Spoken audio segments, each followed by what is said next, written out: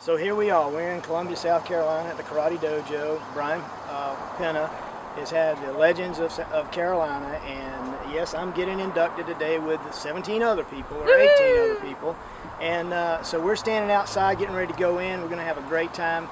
And are you looking forward to seeing your dad get I am something done? like stoked that he's getting honored in the Martial Arts Hall of Fame. I think that's absolutely awesome and well deserving, and he would never ever ever do that himself, so I'm glad somebody else is like recognizing everything that he's done in the martial arts and how much of an influence he's been on this region. So it's going to be cool. I'm excited to go in. I'm going to shoot a little live video before we head in a second. So vlog, stay tuned. We got more. No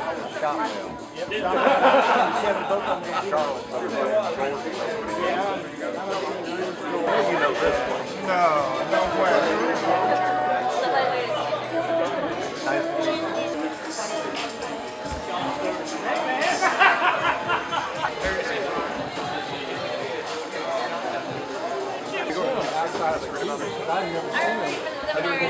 Mr. Coffin. I used to work at Coffin. Mr. Coffin.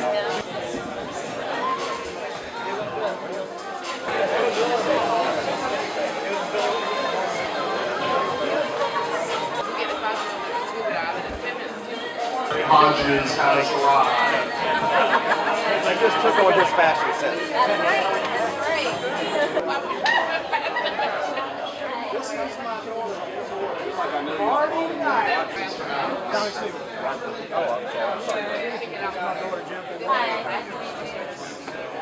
Mr. Knight here in the white suit just competed in the U.S. Open and won his division, and he used to compete with my dad back in the day. So he is a bad dude. All these people are bad dudes, but yeah, he's really awesome. So follows me on Facebook, follows my dad, but definitely a legend for sure.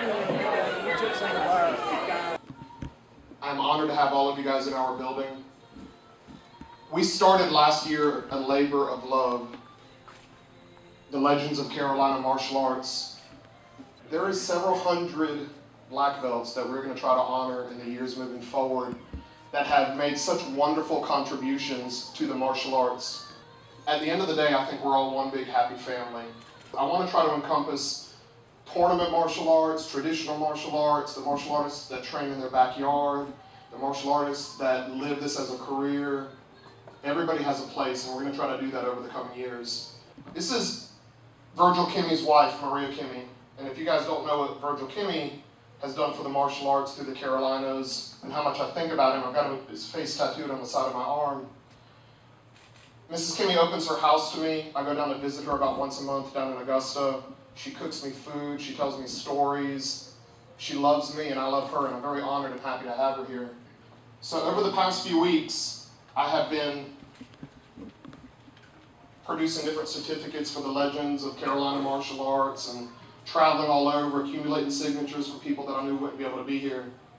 And I want Mrs. Kimmy to know how much love and respect that we have for her. So I have this beautiful certificate that's coming. It says, Certificate of Appreciation and Friendship to certify Maria Kimmy has been a rock to her husband, O-Sensei Virgil Kimmy, for over 40 years, has been a friend and mentor to O-Sensei Mike Hess and Sensei Brian Penna, has achieved the rank of Shichidan 7th degree black belt, is hereby certified and acknowledged to the most important title, in my opinion, friend. This 28th day of July 2018 has got Mike Hess's signature, his wife Michelle Hess, it's got my signature, my wife's signature, and it also has Sam Chapman's signature on it. Maria Kimmy, stand up please.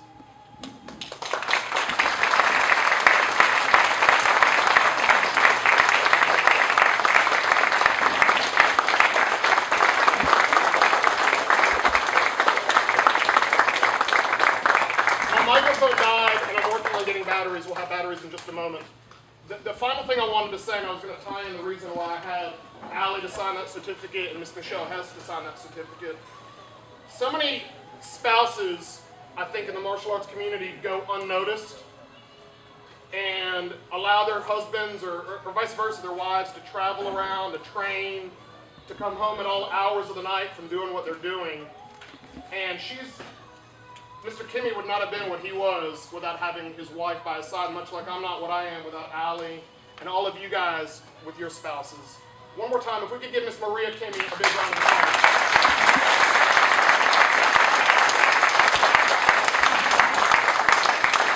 From South Carolina, we have Marty Knight. Give him a big round of applause.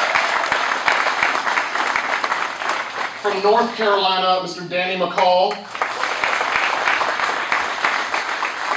And from North Carolina, also Mr. Ricky Smith.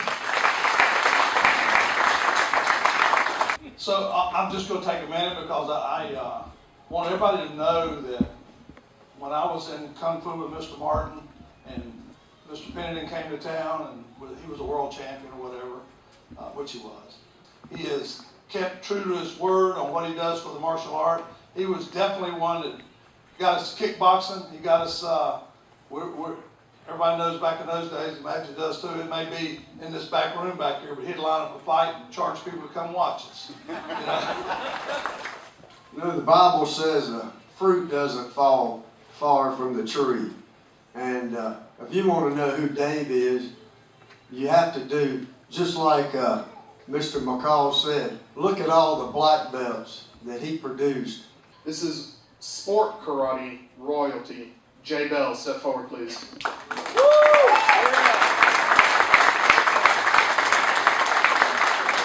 Jay would give you everything he got on the floor, and he would give you everything he has as a person outside that arena. His love, whatever he could do to support you. So Jay. He helped a lot of older people who didn't have anyone to visit with them enjoy their life a little bit more. That's Jay Bale, James Willie Bale. Most people don't know anything but Jay Bale, but I like to throw his name out so people will know the other part of his name. So I drove to Lexington, North Carolina the next day, jumped in a little red Acura NSX, and then rode all the way to the east of North Carolina, up in the mountains, up in the mountains, and I attended the funeral of Johnny Boone. Johnny Boone was a mountain of a man, and I was there and I was at the funeral before I called this other gentleman forward, and I happened to make another connection. I have a picture of it. His black belt certificate from 1966 was signed by Dave Adams, had his signature on it. He could call me on the phone any hour of the day and tell me he needs to borrow $10,000. I wouldn't ask him why. I'd get in the car and I'd take it to him. Johnny Boone was Bill Daniels' sensei. What Ron said, Johnny Boone was a mountain man way up in the mountains in Avery County, Elk Park, North Carolina. And he was a mountain of a man. We were about the same height. Back then I weighed about 145. He weighed about 255. And was fast as light, strong, super strong. And he's my hero.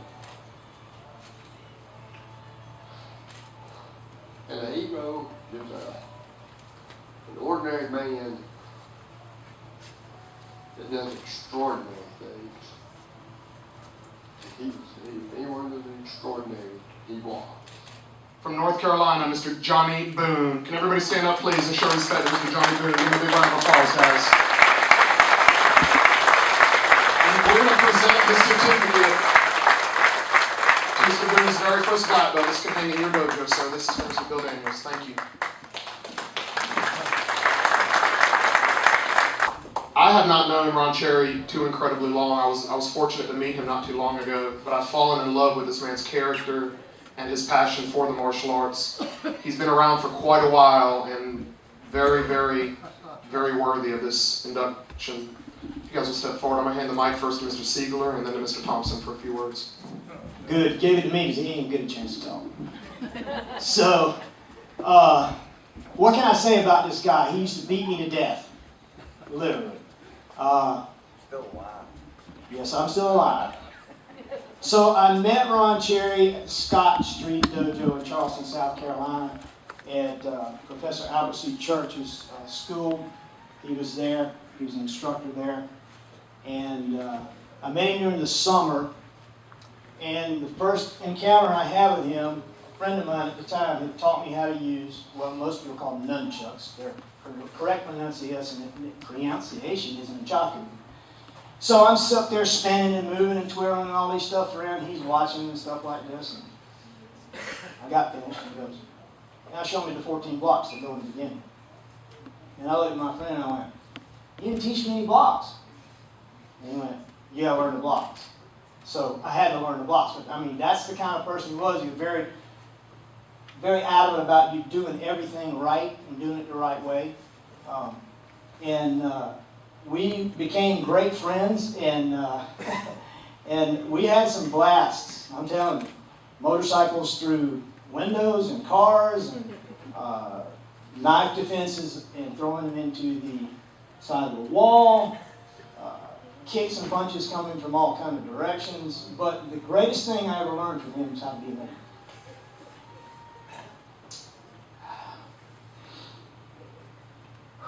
Stop.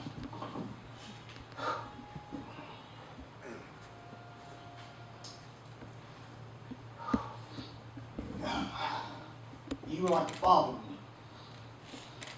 My dad died when I was 10. And you and a few other men in my life helped me be who I am. And just want to share that with you. I love you, and I thank you for being my friend for over 4 years. Ron, appreciate you. Now, sure.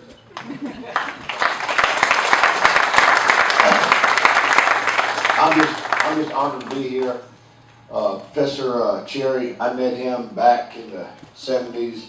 I was training at a dojo down in Monk's Corner, which is nowhere really. That's where we were from. That's where we're from. I met him. Oh, I'll tell you about him in a little bit. But one of my first experience with Professor Cherry is I was at a dojo. He came to visit. I heard about this guy, and I said, I like to meet him. Tom Seager was telling me about like to meet him. So he came to the dojo. He happened to be there, and I came in, and he looked at me, and I saw this guy. He's a short guy, not physically impressive, wearing golfer breeches with New Balance sneakers and pocket protector, and I'm thinking, this guy can't be for real. So I'm over we're talking. I guess he could sense the cockiness. I don't know what it was. He read me like a book. But anyway, he goes, oh, you're pretty flexible. I said, yeah. He said, kick me in the head.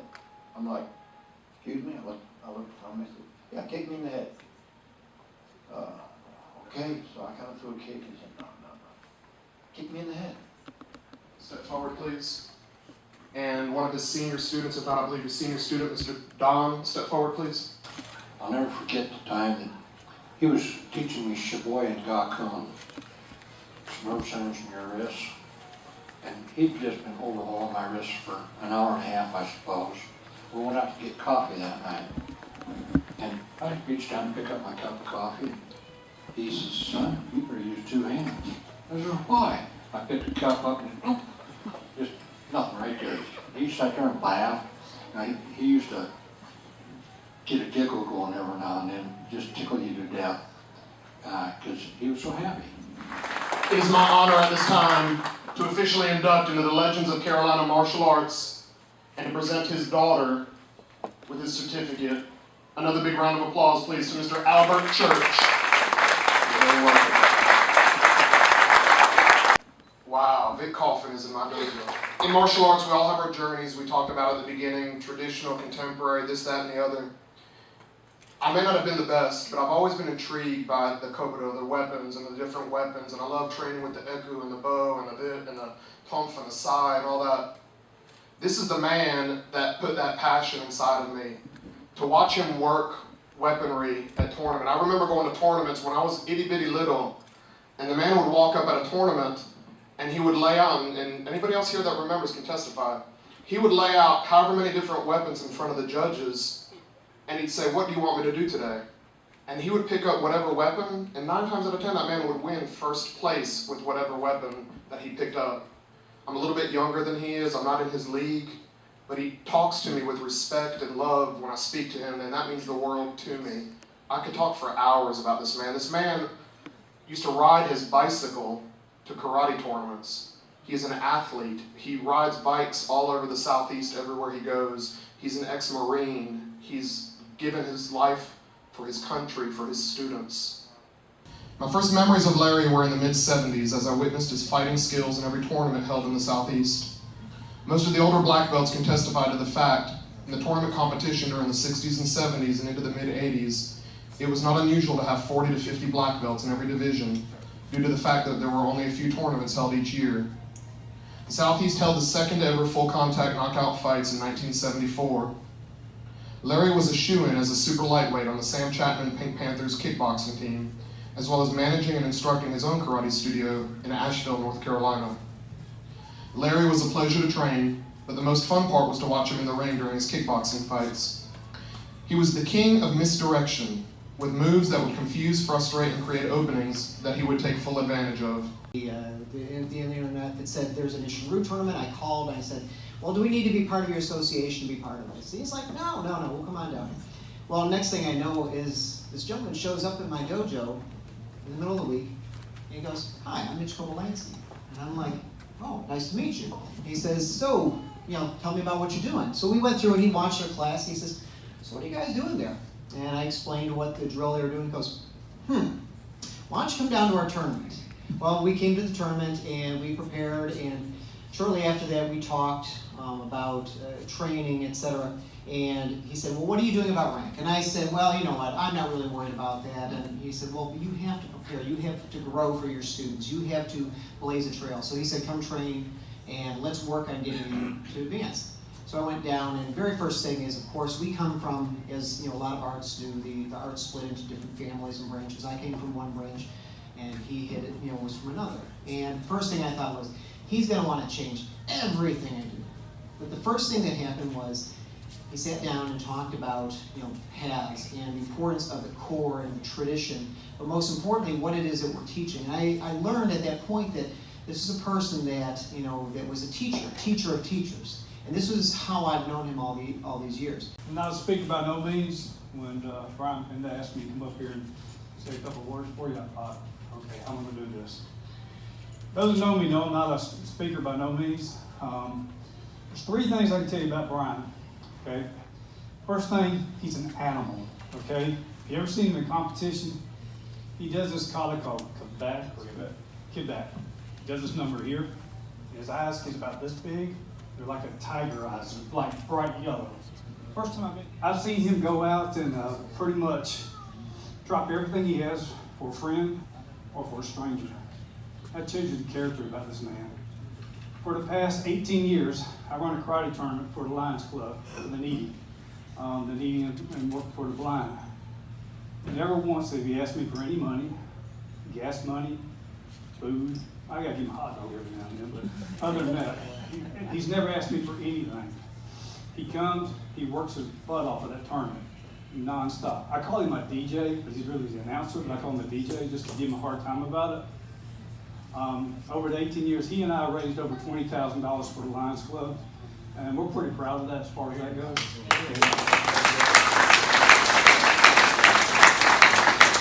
Instructors that we raise and teach them what they need to do to run a school, and they've run it for 40 years. It's still in existence in Fort Mill, which I started in 1977. I think you're the first black belt, right? Yeah. So he's my first black belt of 20.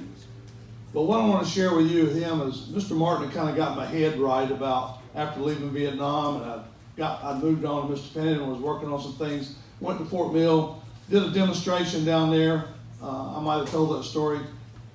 You got to do something to get these people's attention. So what I did was I invited anybody down to break a board. I said, come on down. If you can break a board, you can take karate for a year. But so they said, okay, we're going to do 2. I said, that'd be great.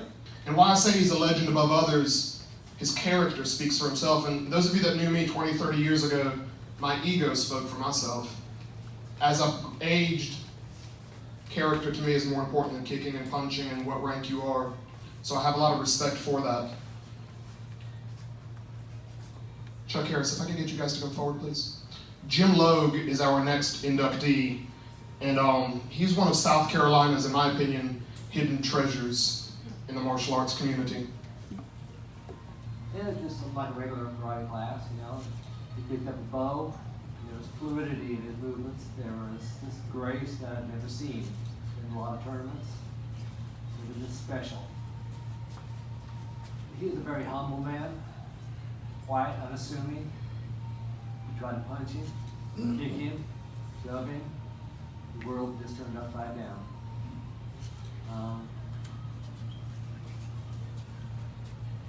I've trained with him, well, I'd say 32 years. Met him in 86. He died in 2011, I believe. His words are still speaking to me. We're still picking up new things from the words he told us. We're like, oh, that's what he's been telling us all these years. It's just been an honor.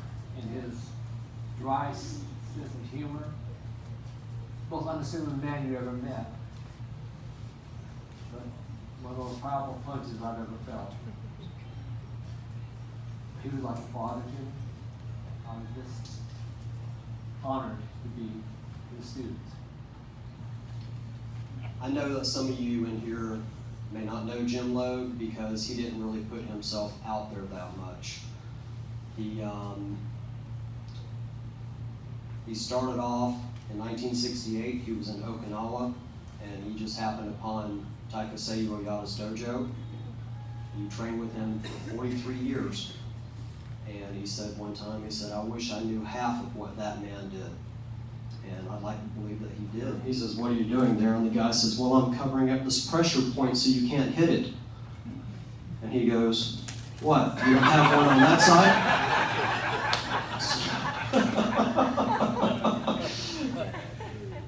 So the guy gets a little bit disgruntled, obviously, you know, and he goes back and he says, okay, let's do this motion here. He says, okay, what's this motion right here? He said, I'm covering up the fist so you can't see it. He said, what? It's not on the end of your arm? So, you know, just a couple of little stories there about his weird sense of humor. But get my life in order and constructed, and he was there. I started in Shotokan Karate, and I was watching, how many of you saw Kung Fu when it was original, you know, where you get the dragon and the tiger on your arms? This is the guy I went to that I wanted that. I don't have them yet, but we're still working on it. But Mr. Martin is a true soft stylist. I was about 210, 215 or something. I trained with him for almost 4.5 years. Got a black sash in Lee Kai Kung Fu. But the most important thing I like about Mr. Martin is he's small, but he gets the job done. It's just amazing how wiry he is. I mean, and how many times I ended up on the floor, and as Ray Thompson knows, we don't do well on the floor as fighters. We need to be up. And so he took me out of my whole game by playing that. But he's one of the smartest men I've met. When I got the opportunity to work with him at Duke Power, you probably don't remember this book he gave me, but I learned about hormones. You know, if you eat collard greens, it'll help your hormones. You know? You remember that? A long time. No, for you. Maybe I stole it. I don't know. I wanted something of yours. You know what I mean? But anyway, he is everything that you want in a Kung Fu instructor and a martial artist.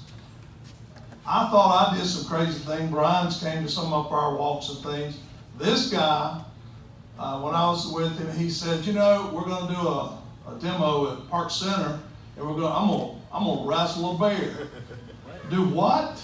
Yep, I got it. I got the bear program down. But that, what? Yeah. He wrestled a real. You're wrestling a bear. A bear. So yeah, there you go. So we suck compared to him. You know what I mean? So, but anyway, Mr. Martin went on to do that and won. No, I'm just kidding. I don't know if he won or not, but it looked like he was controlling the bear anyway. You know, I remember this poster he brought me one time. It had a picture of this woman hanging there all wrapped up like a human bag. And this guy's all taped up beating on it. And it said on there, it said, I'd like to thank my wife for keeping me in shape. So that's the way I think he was. I mean, he would go out there and put in the rounds, do what he needed to do to fight. He did quite a few full contact things. He's got such long legs. He's like Jay Bale. They just go on forever, you know.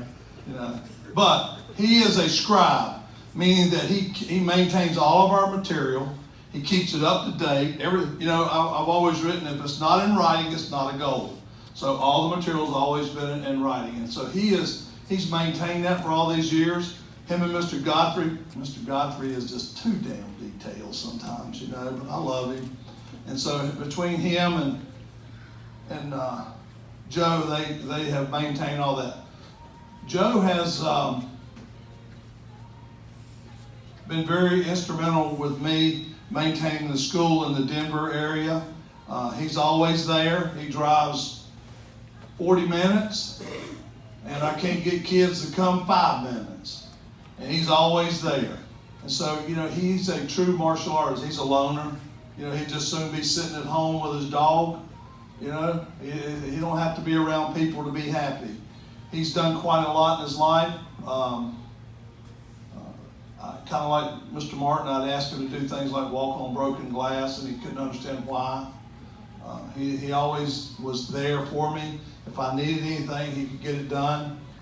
Victor Moore, born August 23rd, 1943, holds a 10th degree black belt in karate and was one of the late Robert Trias chief instructors of the Shuri-Ryu karate system. Moore was one of his first 10 original members of the Trias International Society and also studied and trained with William Dimitrich in the style of Shito-Ryu. Moore has studied martial arts for over 50 years and is a 4-time world karate champion. Victor Moore began his physical fitness and martial arts training at the tender age of 7 in Ohio. He started his physical training at home by lifting heavy buckets filled with coal, one little dumbbell and other weights he found. He read Charles Atlas books to help him with physical training, following every exercise as precisely as possible. Mr. Victor Moore, give him a big round of applause, please. Michael Allison, step forward, please. 82 years old, he's lived a full life at the top level of martial arts, at the top level of dance, at the top level of the U.S. military, and most proud in our conversation last night, at the top level of family. He has 5 successful children, and to see the smile from ear to ear when he talks about that is more important to me than any martial arts he's ever done. What an incredible human being. Good evening, I'm Chris Estes. I was asked by Chuck to come up and say a few words about Sensei, and that's I jumped at that opportunity because he doesn't like to be talked about. He likes to dance. He likes to be out in front. He doesn't like people talking about him too much. I first met Sensei, I think it was 1985 at a camp. I looked at this date, and he began boxing 4 years before I was born.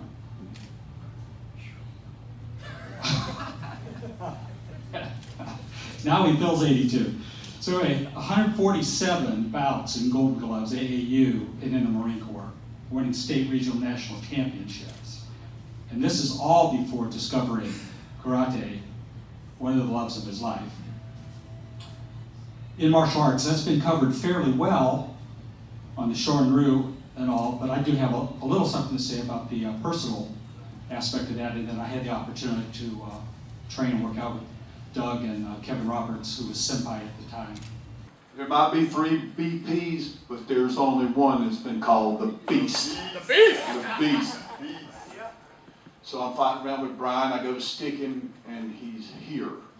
And I'm going, he got lucky that time. And then, you know, I tried to pick up the pace, and I still couldn't get him, so I did what every legitimate champion fighter would do. I go, I got to pull muscle. That was what's wrong. You know, I was just a little bit off.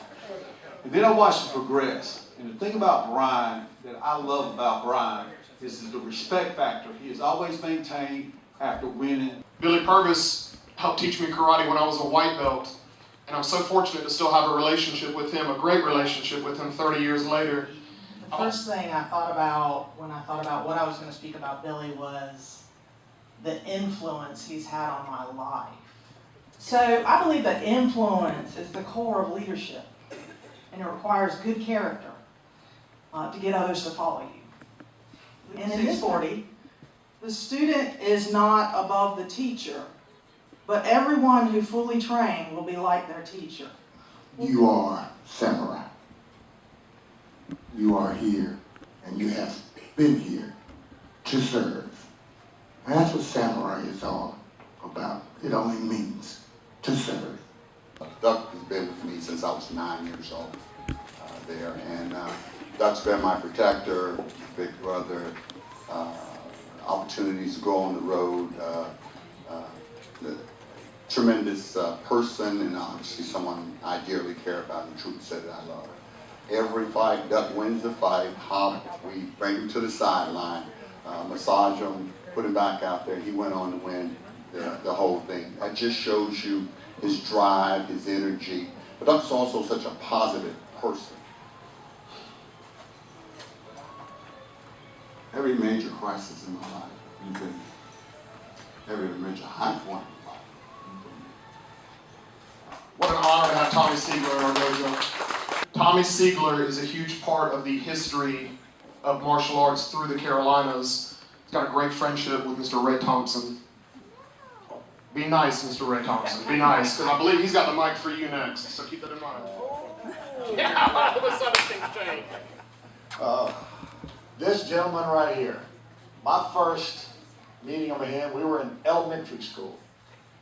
We weren't doing karate at the time, elementary school. And he liked my sister. He liked my sister, yeah. He liked my sister. And I said, you can't like my sister. Well, he ended up liking her for a while, and anyway. School, he went this way, I went that way, and I went off to military school, he went off to wherever he did. Years passed, we hooked up again. I walked into this karate dojo, just before I even started studying martial arts. I walked into this karate dojo I'd heard about, this karate master, Albert Church or something to that effect. So I went and visited the dojo and looked around. I was mesmerized. I was amazed at what I was seeing. Saw this really awesome facility.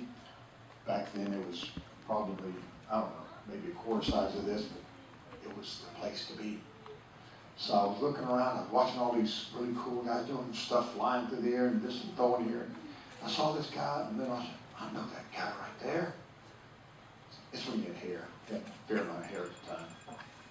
And it was, nice and long and all that good stuff. So I'm watching this guy do this cool stuff. I said, no way, that's Tom. Wow. So we chatted, hooked up. I went and I started doing my studying this and studying that. And I think I got up to about brown belt level. And I moved off, gone to college, studied karate, came back, brown belt. And the dojo that I came back to in my hometown was affiliated with the dojo that I had visited and saw Tommy training at. So Tommy happened to be at the dojo, and I was hot off the tournament scene. You know that brown belt I was telling you about earlier, that hot, cocky brown belt that thought he was special? Well, I started sparring around with this guy right here, and he's a little bitty fella. Can't be that much. So I'm sparring. I hit him with a jab. Boom! Smoke him with a jab, low the corner. He backed up. Long arm, fairly quick for a heavyweight. He said, pretty stiff jab, good jab. He said, lighten up a little bit. Oh, sure, okay. I'm thinking he's complaining or whining.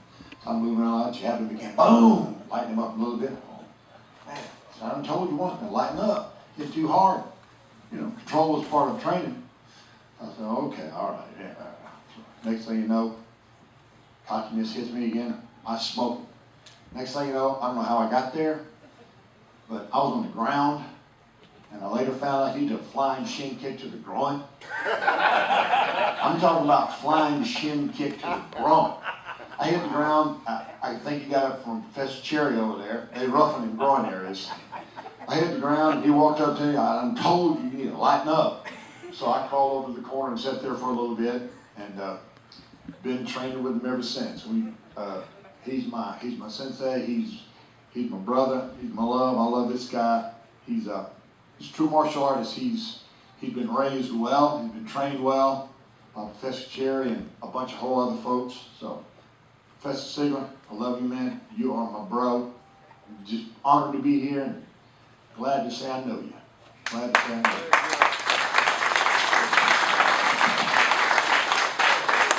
At this time, it is my honor to induct into the Legends of Carolina Martial Arts, class of 2018, Mr. Tommy Sigler.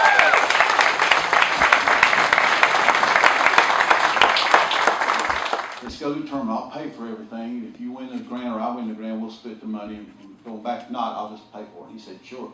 So we got about 5 or 6 people when we left Thursday night driving in the car. We went up to fight his tournament. And if I remember correctly, it was a tournament. Patience, courage, discipline, loyalty, anything you could possibly ask for out of a man, a brother, and a friend sits right there.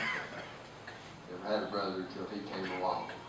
And as friend on the planet, he keeps martial arts alive up in the mountains up in North Carolina, Yancey County, Mitchell County, Avery County, continuously for, we won't tell how many years, because that goes to tell how old I am, because I've been a little bit longer than him. We were in college together, and we were both brown belts in a karate school. I'm gonna try to be diplomatic about it. We were better than the instructor was, but we knew our roles. And a couple of stories on Ray and I would train with brown belts, and our instructor would come, and we would not fight rounds. He would go, all right, I'm gonna fight with you. And then if I was the instructor and Ray was fighting me and Ray was getting the best of me, the fight would go on until I started getting the best of him. So there's times I knew he did, I knew I did, we kind of let the guy get the best, so we wanted to quit fighting all the time.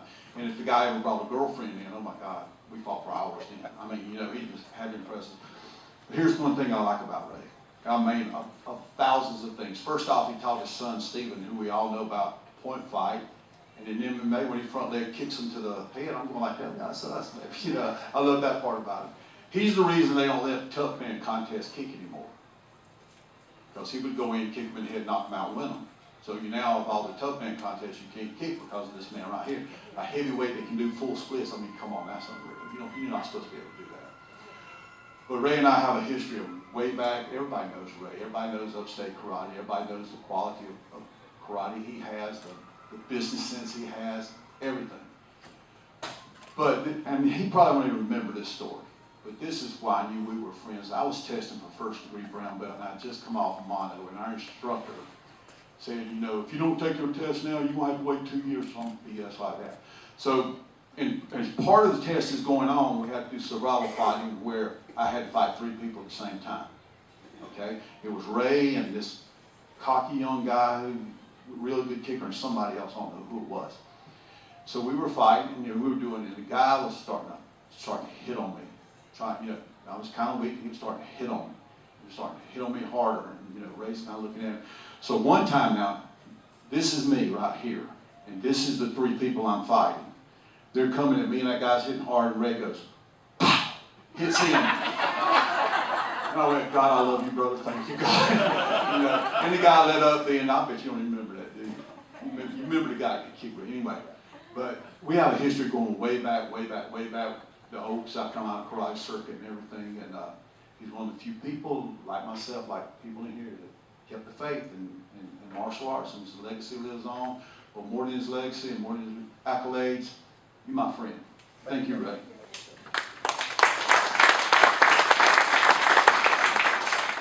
Ray, I watched you develop as a martial artist, as a tremendous fighter. Sometimes you can teach a lesson by pointing your students in someone else's direction. I had a couple of big heavyweights that were having a great deal of success, Freddie Wardlaw Williams and Big Kick, and a couple of my big guys. And we talked often about head kicks, and I don't think they really believe that big dudes can kick you in the face until we went to, I think, Mr. Chapman's tournament, and they were standing in the ring watching, and you take advantage of some other heavyweights who didn't know how to chamber or didn't know how to take people to the floor. So as an instructor, there's no better example than to watch excellence work and then point towards that excellence.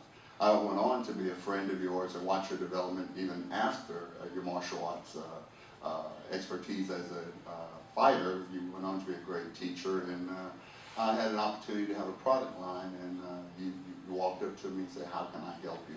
That is who you are as a friend and as a person. So, Ray, you're well-rounded martial artist.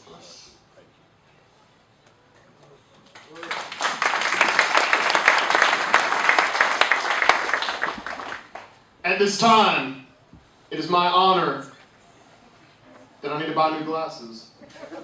It is my honor to induct into the Legends of Carolina Martial Arts, class of 2018 from Simpsonville, South Carolina, Mr. Ray Thompson.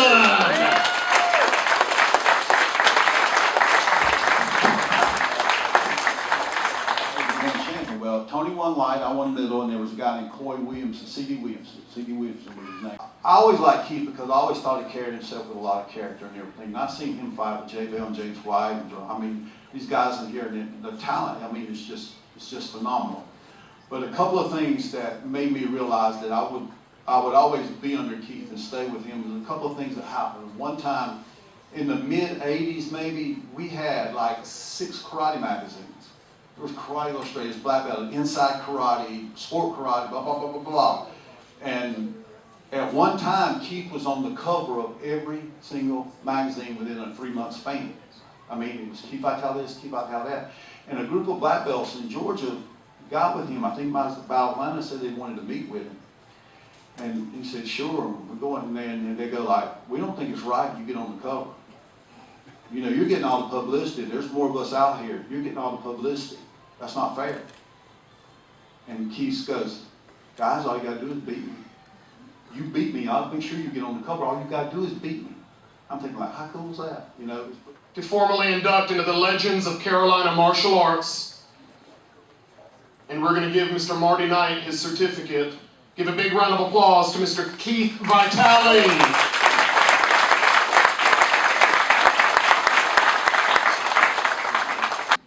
Before I get started, I'm going to tell you how I learned so much as an instructor, as a young man, from these two people. She said in there, because she told me one day that Freddie Warlord Williams was the head of her house, and her husband that she respected. But she was the neck, and she turned him any way he wanted to go. He was from Charlotte originally. I think he's in Greensboro. I used to go to his tournament and hang out with him up in Charlotte. Magic Johnson. Again, I have the pleasure to be in Flame's instructor too. Flame is actually from Greensboro originally, and he came to live in Charlotte and started working with us. Anybody who's seen Flame work, tremendous competitor, won, as Marty said, all over this country. But he's a wonderful guy to be on the road with, and I hate he couldn't be here today to enjoy the fruits of the hard labor. He loves working with kids to this day. He still spends his time doing those things with a passion, though. So I'd like to say it's been an honor being his instructor, and if you know Flame, a tremendous competitor.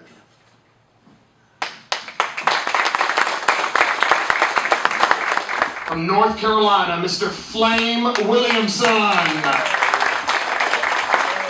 Tony Young and I grew up together in the same town back in the day, and when Brian told me we were including Tony Young, he said, what do you think? I said, I'll give $100 to anybody that could say a bad word about Tony Young. And if you did, I'd slap you because you'd be lying. And if every one of you know him, it's blessed to have a person like that. Karate or no karate, it's blessed to have a Tony Young in your life. Mr. Tony Young. The first time I met Tammy Zimmerman was in Boone, North Carolina. I started going to Appalachian State University. I've been trained with Larry Dillingham for many years and was looking for somewhere to continue my martial arts training. And so I drugged my roommate, who was coincidentally, he's about 6'4", 280-pound man, big guy. And we were sitting in front of the dojo waiting for the instructor to come up. We didn't even know whose dojo it was. And Tammy came up to the dojo and went to put a key in the door. And my roommate kind of shot me a glance like, is this going to be the instructor for this dojo? And apparently Tammy saw him look at me in the reflection of the door. And the first thing I ever heard her say was, "Yes, I am a woman. Yes, I am a sensei, and yes, this is my dojo. Do you have a problem with that?" And I saw her teach me my first lesson in self-defense. She deflated a big, strong guy's ego without ever raising a finger or a punch or a kick. And it was kind of a hallmark of Tammy Zimmerman. If you knew her, you always knew where she stood. That was the one thing I loved about her the best. That she liked you, she had a problem with you, you always knew where she stood, and she was always very honest. Tammy Zimmerman into the 2018 class. Give Tammy Zimmerman a big round of applause, please. The final recipient today is very special for us. We started last year with a special award, the Spirit of the Warrior Award.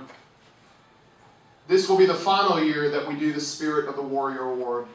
Doc lives in Columbia, South Carolina, travels all over to train, but calls Marty Knight his teacher. Doc is in his 70s, started karate, if I'm not mistaken, 10 or 12 years ago, later in life. And I've never seen so much passion for martial arts come through and out of somebody's pores. Wonderful spirit.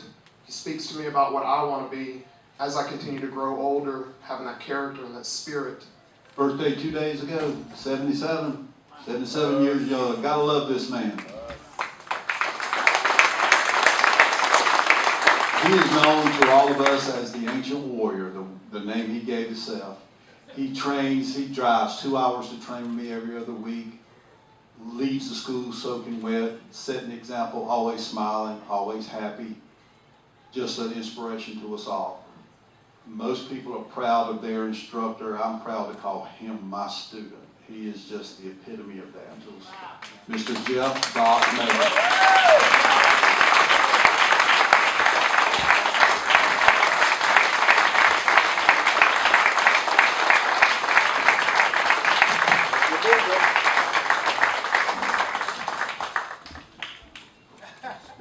This man's owned a business, been an eye doctor for 50 years. Consummate professional, but a heart bigger than all of that put together. God bless you, brother. Hits like a mule. Hits like a mule.